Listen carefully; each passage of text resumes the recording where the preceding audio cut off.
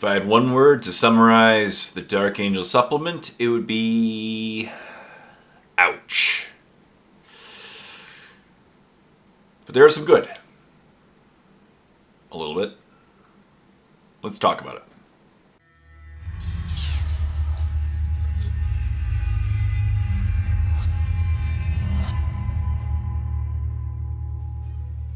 Hey everyone, welcome back to another Codex review. As always, my name is Jay. And in this review, I'm going to talk about the new Dark Angel supplement. That was a part of the box set for the Deathwing Assault box that came out on the weekend. The Codex itself doesn't come out, I think, for a while. But now that the supplement is out, right, in a part of the box set, it's in the meta. It's here. And so, yeah. Before I begin, I made a video a while ago talking about the divergent chapters. And really, the only way to make the main chapters playable is to run all the divergent chapters into the ground. That's what I said then. This is the first supplement in 10th edition. And previous to the supplement, there have been several codices, right? Space Marines, Tyranids, Necrons, Admech. All of them were mid-tier. They brought in some interesting, fun ways and presented some awesome ways of playing the army. Overall, they were good. Right? None of them were meta breakers, meta shakers. They've all had about 50% win rates. This is the first time that I believe that, yes, the supplement did bring some interesting ways to play the Codex, but it really hurt an army that was not top tier. Dark Angels actually were quasi-competitive at the beginning of 10th edition, and there were some pretty crazy builds, and it seems like GW has really nailed a lot of these into the ground, right? A lot of these competitive, and even some non-competitive models really got hit pretty hard, and so I hope that they change the points in the near future, maybe to balance that. There are rumors that the supplement was written a long time ago. Some people said it was even before 10th edition came out, or really early 10th edition, and the playtesters were really, at that point, nervous about what Dark Angels were doing. There were some powerful builds, some powerful combinations that have since really been mitigated through point changes, through rule changes, right? Oath of the Moment got changed, points got increased, rules got changed. And Dark Angels were not a top-tier, crazy, competitive faction of Space Marines, right? There are some really good models, but it wasn't a breaker. And this supplement kind of hurts, to be honest. Yeah. There are some cool ways to play the army. There will be some cool ways to field this army. I don't know if they're going to be the most competitive, but people are going to try. They're going to build some fun lists and have a great time. Just some of the rules changes seem really just over the top, to be honest. And I made, of course, the mistake of, I've been painting Dark Angels for the last, 6 months, and I made the mistake, of course, of buying new models and painting them before a new supplement comes out, of course. And some of the models I've already painted over the last 6 months are now removed from the Codex, which kind of hurts. I did get them in a few games. In the meantime, I had a lot of fun, but it's just, it hurts. But let's focus on the supplement, shall we? There are some pros, there are some cons. I want to talk about both today. I want to give it a fair shake. Just the overall feel, as most people have reviewed so far, most people have taken, it's a huge step back for Dark Angels. That being said, there will be some builds, and, again, GW can always adjust, right? If they think that they maybe hit this army a little too heavy-handed, awesome. Now, maybe the goal was to hit this army heavy-handed, to bring the divergent chapters closer back to the main chapters, because to remove a lot of the excess strengths. I don't know. But let's start off. This supplement has 3 detachments, right? So again, it introduces ways that you can play the army in a competitive and fun manner. And as I mentioned in my previous video, there's always 3 flavors of Dark Angels. The Greenwing, which is the Unforgiven detachment, right? There's the Inner Circle detachment, which is the Deathwing.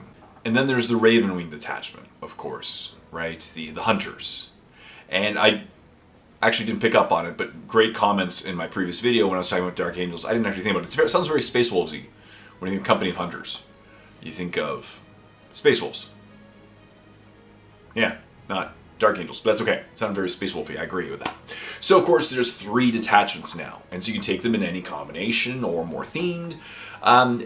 The Unforgiven detachment, of course, is right from is pretty much straight from the index, right? It's slightly modified, but I'm not going to focus too much on it today because it really does. It's very similar. It's all about battle shock. You want to be battle shocked. The more you're battle shocked, the better you are, right? The enhancements are better when you're battle shocked. The stratagems are better when you're battle shocked. The main detachment rule is that you get one command point per model near the objective control point versus 0 when you're battle shocked. So essentially, if you're not battle shocked, the strength is not in this part, right? So you want to be battle shocked, which is a really weird thing, and battle shock doesn't come into play a lot. So obviously, compared to the main Codex detachments, the other 7, the Unforgiven task force is not going to be really the bread and butter of Dark Angel players. But there are 2 new ones, right? The Inner Circle task force, right, and the Hunters. So you cool Deathwing, cool Ravenwing. And I think there's a lot of cool stuff in these detachments, to be honest. And they both have some really fun ways to bring the Space Marines, the Dark Angels. I don't know if either one's going to be the most broken or competitive. But again, that's the goal of GW, is to have middle tier supplements. I think with some point changes, maybe they can bring these in line. And there is some potential of some shenanigans, which we're going to talk about, right, in this video. So, yeah. Where do we get started? So I'm just going to go through each detachment, the pros and cons, the main changes that affect the detachment, of course. There is some new characters, so there's one new squad in this supplement, and there are several removals from this supplement. Let's start off with the Inner Circle Task Force, all about the Deathwing. Before we begin with this detachment, it should be noted that several squads got the Deathwing keyword, as well as a lot of the HQs have the Deathwing keyword, like Azrael. And this is where some potential shenanigans can come into play. I'm going to mention that in a few minutes. But of course, the Terminator units got Deathwing, because they are Deathwing. Blade Guard veterans, Stern Guard veterans, right? Blade Guard Ancients, Vanguard veterans with jump packs, all got the Deathwing keyword. Land Raiders, Repulsors, Dreadnoughts, all got the Deathwing keyword, but of course the Deathwing detachment rule really only applies to infantry, which we'll go over in a moment. So the detachment rule for the Inner Circle Task Force is called the Vowed Target. Basically, every command phase you can choose an objective. Any opponent's squad currently within certain distance, so controlling that objective, you get +1 to wound, but it only applies to Deathwing infantry, so not Dreadnoughts, not Repulsors, right? Not your Land Raiders, just the infantry squads. But once again, Deathwing infantry is now a very broad term.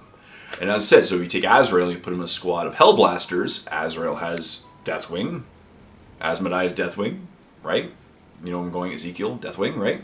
So, Deathwing, you take Azrael as Deathwing, you put him in a squad of Hellblasters. Those Hellblasters have the Deathwing special rule, right? Infantry, +1 wound. If they're the Oath of the Moment target, all right, now we're talking, we're cooking with peanut oil. And I think this is one of the main strengths and possibly the great shenanigans of this detachment, is the fact that you can really take control of the Deathwing special rule, and just if your opponent has anybody controlling objectives, which they better, because in this game objectives matter, you're going to blow them off the wall. Like, you're going to blow them off the objective, right? So it's going to be kind of fun. Your opponent will choose an objective to go for, and you're going to choose an objective to blow them off. And so that's a pretty cool special rule. Again, there's some goodness in this codex, right? That being said, this detachment is where a lot of the units got really hit really hard. So first of all, a couple models got removed. Of course, the Strike Master got removed. I'm so sorry. And of course, the Deathwing Command Squad, which I have just spent time painting up. Oh, I'm so sorry. Well, the reason is, of course, now, beforehand, it was a 3-in-1 kit, right? There was the Command Squad, there was the Knights, and there was the standard Deathwing, all coming in the same box. But now the Deathwing are simply the Terminator kit plus an upgrade sprue, and the Knights have their own kit now that they have 2 variants of the same ones. So unfortunately there is no kit for the Command Squad. They've been removed, which removes the Strike Master and the Command Squad at the same time. That really hurts my heart a little bit. That hurts. But it happened. Another big change is the fact that the Deathwing themselves got really affected by this supplement. They can no longer take close combat weapons like the Thunderhammer Storm Shield or the Lightning Claws. Once again, I'm so sorry. Right, so that's huge. You can no longer mix and match your squads. It's pretty much they have to take the standard Terminator squads, plus they have access to the plasma cannon. Which, really, do you want your Terminators blowing off their own heads with a plasma cannon? Up to you. So they can still take the Terminator Assault Squad, right, from the main book. They just can't have a salty Deathwing, which sucks because Deathwing have the Deathwing rule, and if you have the Deathwing rule, you know. So it's weird because they're trying to bring them really in line, same points, pretty much same rules as Terminators. Of course, these guys do have the Teleport Homer rule where you can, before the game, you can set up a Teleport Homer anywhere on the battlefield, and it basically allows you to bring them in using a stratagem with 0 command points, and your opponent can knock them out by getting within a certain distance of them. It kind of forces your opponent to go for these deployment homers, teleport homers, sorry, or else they're going to allow you to deep strike in and kind of fun, right? And there's also some shenanigans. There's a stratagem where you can drop in within 3 inches of your opponent, but you can't assault, obviously, because that'd be unfair. But of course, one of the people, or a lot of people are suggesting maybe you should like take your beefiest close combat squad, drop them in 3 inches from your opponent, and basically say, hey, you do a couple stratagems on it. If you have Azrael, you'll get 2 command points that turn, beef them up, force your opponent to deal with them. Otherwise, they start raining in some shenanigans next turn. Pretty cool, right? You basically create the thing that you have to deal with, or the scary situation that they, the red herring, and then if they don't deal with it, they're in trouble, but if they deal with it, they're not shooting at your other units, right? That's pretty cool. Other things about this detachment that I should talk about are the Knights. Now, as far as models that remained in the Codex, the Knights were the most nerfed. And I will agree, a squad of 10 Knights was pretty powerful in the previous iteration. It was, right? Especially with the flails and the maces, and they'd go crazy. A squad of 10 would be really hard-hitting. But man, did they drive them into the ground. And I was a little surprised because the new kit came out, right? If you make a new kit, you typically want to sell more of the new kit. Of course, it was a part of the Deathwing Assault Box, and most people didn't know the rules for the Assault Box when they bought the Assault Box. But, so now, a few nerfs. Number 1, you can only take a squad of 10 Knights. Deathwing Knights. You can only take a squad of 5. That's huge, because 5 Knights are much easier to deal with than 10. Now, once again, you could just take 2 squads of 5. That is true. You can take 2 squads of 5. But a lot of these rules, right, because you can only keep so many squads in Deep Strike and Reserve and use those stratagems on them, it really does whittle down what you can do. 2 squads of 5 is not really perfectly equal to a squad of 10, but that being said, you can take 2 squads of 5 and it'll be almost the same way. Almost, right? But you just can't use the same shenanigans. I will agree. The second thing is, of course, the damage on their weapons has been dropped from 3 damage to 2 damage for the maces. So now their maces only do 2 damage, which creates a bit of a trade-off. Do you want to take the swords, which only do 1 damage, but they hit with higher strength, so they'll wound more? Up to you. That's kind of, they kind of created that trade-off. Do you want the maces or do you want the swords? They've increased the points for them, but again, points are just temporary. They can always be adjusted. So they got more expensive. You can only take 5 in a squad. Their weapons got weaker. Knights got hit hard. Hard. So yeah, like people were buying the new kits, and then people are already saying like it won't make the competitive meta because they've been hit so hard. They're no longer really competitive, right? Because they're only doing 2 damage, whereas they used to do 3. That is a huge change. They got more expensive to squad of 5. That really hurts. That really does hurt. Yeah, that really hurts. My favorite enhancement for this detachment by far, of course, is the Deathwing Assault detachment, Deathwing Assault Enhancement, which basically allows the bearer to deep strike turn 1. Right, on your first movement phase, they can deep strike in regardless of the mission rules. So that's huge. That's a great detachment. Again, give it to your beef squad, drop them in, start the shenanigans. Maybe a squad full of heavy, as many weapons. Just start killing stuff. Right, they're going to be pretty survivable to begin with. That's a pretty good enhancement, I'd say. And of course, you can't talk about the Deathwing Assault rule without the stratagem, the Relic Teleportarium. Because the Relic Teleportarium, for 1 command point, you can drop your Deathwing squad anywhere up to more than 3 inches away from an opponent. But of course, they can't assault that turn because that would be broken. So once again, maybe the 10 Assault Terminators or 10 Deathwing Terminators or 5 Deathwing Knights and hope they survive. Maybe with an HQ that's attached, and just put them there and have some fun, right? And hopefully they survive, but you force your opponent to deal with them. Or you could drop them to get certain points. You could steal objectives. You can get behind enemy lines. That gives you some versatility. It's a pretty sexy stratagem, obviously, because it gives you tons of options for board control, and maybe just some fun. Go with Leroy Jenkins, right? The Leroy Jenkins combination of Deathwing Assault and Relic Teleportarium. Drop your craziest squad in and hope you survive. I'm going to try it. And of course, I've already covered Company of Hunters in some good depth. One differentiation. Company of Hunters is actually really cool in the sense that it makes your Outriders battle line. I was incorrect. I actually did assume that the Deathwing would become battle line in the Deathwing detachment. Wasn't the case, unfortunately. And of course, as I mentioned in my review of this detachment, I think it's actually really cool. A bunch of Outriders that you can drive around the battlefield, taking stuff with buggies and bikes. They're maneuverable. The detachment special rule allows them to shoot in the turn that they advanced or fell back, which is great. There's a really cool enhancement. Now, for enhancements, obviously, you can only give them to characters, and so we really only have 2 options: the Chaplain on a bike or the Command Squad, right? The Ravenwing Command Squad, which is now a squad of 3. It has only 1... character, which is the Ravenwing Champion. There's Apothecary and the Banner, of course. The Champion can take these stratagems. You can connect, and the cool thing about this is they now lead, so you can attach them to a squad of Outriders, which makes a really fun, crazy squad, driving on the battlefield. The other thing is, these enhancements are pretty fun. I really like the enhancements now that they've released them.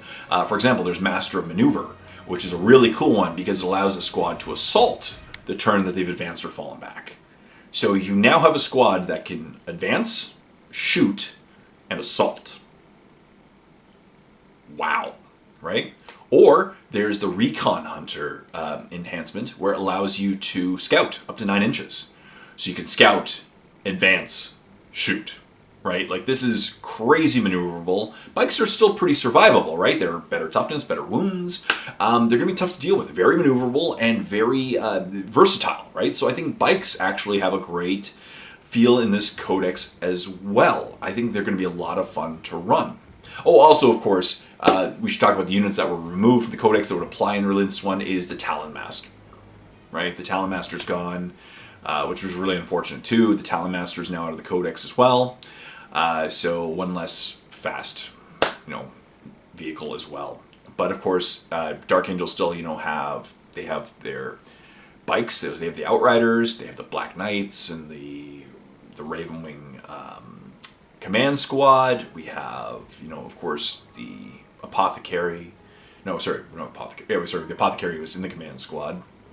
Chaplain on a bike. There's a lot of vehicles, and of course Samuel, but you just can't take enhancements, but Samuel as well, who is still awesome. Tons of fast-moving vehicles, which can make this a real fun detachment. Once again, so I'm trying to focus on the positives. Overall, it hurts with this Codex review, but I still think there are some real fun ways of playing this army in either the Deathwing or the Ravenwing detachments. Another enhancement that I really kind of thought was cool was a Mounted Strategist, which basically allows a squad in reserves to be placed on the battlefield 1 turn earlier. than supposed to, which is pretty cool. It was just deployed in strategic reserves. You know, that's pretty cool. I like that. And of course, there are some awesome stratagems in this detachment as well. I personally prefer Hunter's Trail. Hunter's Trail allows you to sticky an objective. So if you control the objective, it stays controlled by that squad, even if they drive off into the distance, until the opposing team basically takes it over. So that's cool. So that allows you to sticky an objective at the beginning of the game, drive off, and keep going, which is really awesome because, again, they're going to be very versatile, very maneuverable. This is what you want to do, and you force your opponent basically to go to an objective that no one's there. Pretty cool stuff, I'd say so. And there's also a stratagem called Rapid Reappraisal, which allows you to take a squad of Ravenwing and put them back in strategic reserve at the end of your opponent's fight phase. That can work too, right? You can move them shenanigans, deploy them elsewhere. Again, like you basically almost like deep strike Ravenwing. Doesn't hurt at all. I think that's pretty cool. So, with these two new detachments as well, there's one new squad introduced in this Codex Supplement, which are the Inner Circle Companions. Basically, dude with cloaks and swords, right? They can be led by Azrael, Asmodai, Ezekiel, and Lazarus. Plus anyone who leads Sternguard, right, obviously. And there you can do either squads of 3 or 6 individuals, and they are cool. But like they really need to be led because they have a special rule that basically if they're led by a character, they're -1 to hit, and +1 to hit if they're targeting +1 hit rolls if they're targeting a unit that's led by a character. So they want to shoot stuff led by characters, and they want to be led by characters. Their swords are cool. They're basically what almost like the Lion used to have, and I'm going to say used to because I'm going to talk about that in a minute. They have 2 different modes, sweep and strike modes, of course. And lethal, sweep and strike, yeah, sweep and strike mode. Sorry, I'm trying to remember off the top of my head. The sweep mode is 4 attacks, strength 6, AP -1, damage 2, or 4 attacks, strength 6, AP -1, damage 1 with sustained hits 2 for the sweep. So the strike one has the damage 2, the sweep has sustained hits 2. They're cool. Again, the points, no point talking about them right now. It's really high. They're probably going to come down. I feel they're kind of like Blade Guard. They really fulfill the same niche as Blade Guard, but I think Blade Guard are stronger, in my opinion. So, yeah, I still think Blade Guard are stronger. I'm probably not going to pick up these new guys. They do look awesome, but I think I'm just going to stay with my painted Blade Guard, to be honest, because they fulfill the same niche, and they, yeah, swords, right? The focus is really swords. I don't know why there's so much focus on swords in this index, but there's a lot about swords, right? The knights with swords and these guys with swords. Weird stuff. And of course, there were some updates to characters and other squads, starting of course with Lionel Johnson. He got nerfed for really no reason. I'm so sorry. Lionel Johnson is an amazing model. Hits hard like a ton of bricks, but it's like almost 400 points for the model for Lionel Johnson on the battlefield. He was not really the main ingredient of a competitive list, to be honest. And they decided to make him weaker. They took away his shield ability, so basically shield doesn't do anything now. It's no longer -1 to wound against him, which is unfortunate. And they made his sword do less damage. They switched it in the sweep mode from damage 2 to damage 1, which means he can be tar pitted very easily by multiple wound models. A squad of Space Marines could tie him up for turns. Right? He will not kill a lot of stuff. So, yeah, and they theoretically dropped him in points by 15 points now. So he's 15 points cheaper, but 15 points cheaper when he's incredibly more soft, because no more -1 to wound. And he doesn't hit as hard, with only 1 damage compared to the previous 2. Like, I think right now they better drop, like, Lionel Johnson's overcosted right now by probably 65, 80 points to begin with. He should be in the 200s. What he does now, and he's just a really hard-hitting close combat model that can really be easily dealt with by tar pitting him, by moving away from him.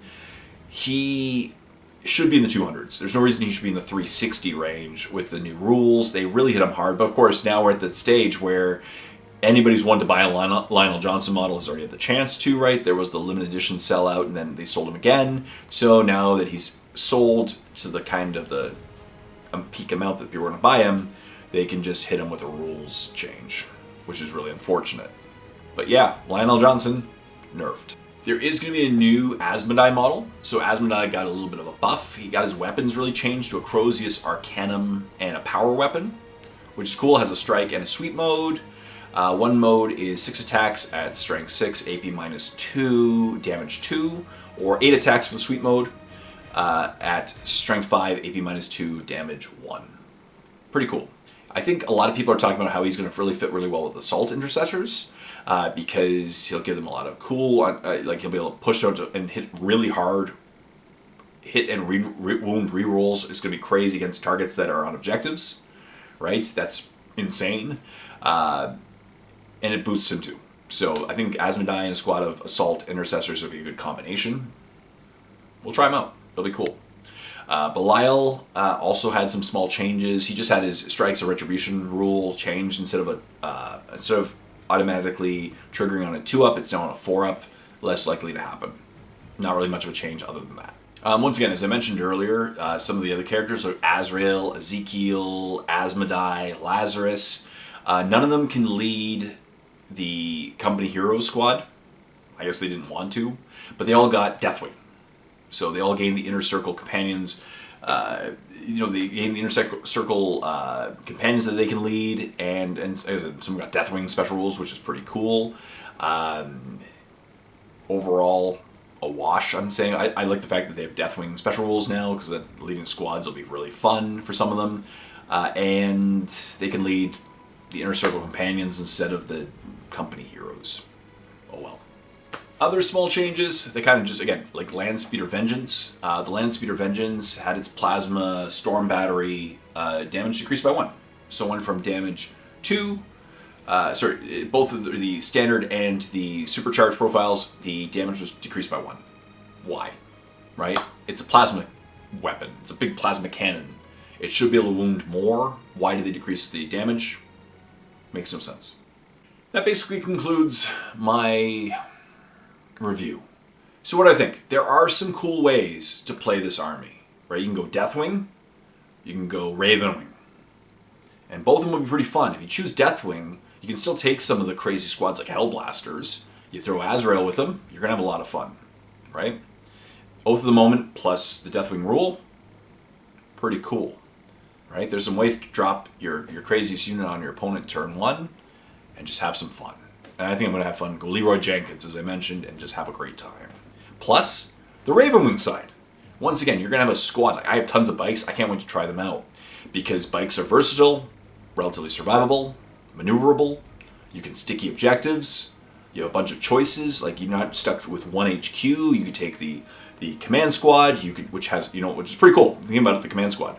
You can, basically, because the banner isn't a character, you can essentially just constantly kill off the banner. If you attach it to a squad of like Outriders, kill off the banner repeatedly and then bring the banner back with with your apothecary. That's pretty cool, right? Think of you can give them scout. So you have scouts. You can give them the ability to advance, shoot, and assault. That's pretty crazy, right? A command squad plus a squad of Outriders doing that, plus a buggy, that would hit hard. I'd say so. Chaplains are cool. They'll hit hard. Yeah. As I said, we have some options. I'm not saying the sky's falling for the fallen. That would have been a good pun. I didn't think of that. But that's okay. Overall, they went after some squads. The Lion didn't need nerfing. Needed a point drop, to be honest. Got nerfed. They removed the Deathwing command squad. It's unfortunate. I do understand why. I just painted them up and I liked them. They really nerfed the Knights to the point where the Knights will probably not even be in a competitive list anymore, and they were kind of the staple of competitive list before. Squad of 10, now it's going to be a squad of 0 because they made them less killy and less survivable because you can only take a squad of 5 versus a squad of 10. You can still take 2 squads of 5, it's just not the same as a squad of 10. They don't hit as hard. So, again, up to you. But I do think this has some legs. I think they did present some ways of running this army. Maybe it'll be competitive. Maybe there's some shenanigans I'm not thinking about or some specific combinations. I just don't think that this was an army that needed to be dropped so significantly in competitiveness. It was already like a 500 win rate, like 50% of the time, or slightly under 50% last time I checked. It wasn't an Eldar level of competition by the end, but once again, there were rumors that this was all written way back when, at the beginning of 10th, or just before 10th, or just the early stages of 10th, where Dark Angels did have some shenanigans. Maybe somebody played against, one of the playtesters played against a squad of 10 knights who just rampaged their army and was like, well, we have to change that. I don't know. But it does hurt. And again, I do feel people bought the Deathwing Assault box set without knowing, of course, the rules. But it's like, wow, I'm actually very glad I didn't buy it, because I don't think I'll be buying any more knights, right? I don't really need any more knights. I don't need any more Deathwing. I already have 35. I'm going to have to take some of the knights from the Deathwing from my command squad, the 2, and I can just put them in with the normal guys. And then I'll have to figure out some way to maybe repaint my guys with the close combat weapons. I don't know. But what do you think? This is all about discussion. What do you think about the new rules? Were they fair? Do you think they went too overboard on the nerfs? I'm going to play Dark Angels regardless. I've been focusing on Dark Angels for the last 6 months. I'm going to play them in some games and have a good time regardless of if I win or lose. I can't wait to try them out in the new rules. But what do you think? Leave comments in the comment section down below. As always, I really do appreciate the discussion of what you think about this supplement. Do you think it was intentional? Are they trying to bring these guys in line with the main detachments, or the main Space Marine groups? Was it overcompensating for an early step? Overreaction? Maybe they hate Dark Angels. I don't know. I still have my line model. I can't wait to finish painting them and get them in battles. But as always, please like this video. Comment in the comment section down below. Ring that bell so every time I make a new video, you see it. And subscribe to my channel if you haven't done so. I'd really like to maybe get an increase in subscribers one day as a result of posting videos. We'll see. That's okay. So stay tuned for reviews. I can't wait to keep making them. And it's nice on this Jay saying, happy painting your Dark Angels.